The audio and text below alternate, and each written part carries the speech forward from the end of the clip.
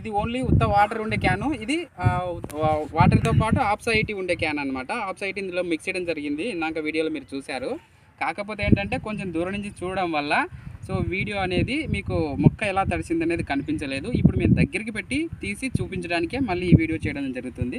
సాయి, నేను కనిపించకపోయినా పర్వాలేదు, నువ్వు దగ్గరికి వచ్చేసి. సో ఇలాగా ఈ రెడ్ కలర్ ఉండేది ఓన్లీ వాటర్దే అనమాట. సో వాటర్ ఏంటంటే ఇలాగా బిందులుగా మాత్రమే ఏర్పడుతుంది అనమాట. చూశారు కదా, అలా బిందులు ఏర్పడుతుంది.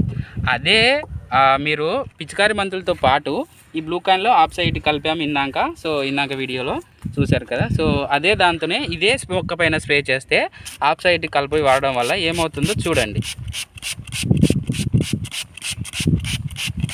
ఇప్పుడు కావాలనే రైతులకు ఇంకా బాగా ఎఫెక్టబుల్గా కనిపించాలనే తప్ప రెండో వీడియో తీస్తున్నాము. ఇంకా ఇతర వేరే కారణాలు అయితే ఏం లేదండి.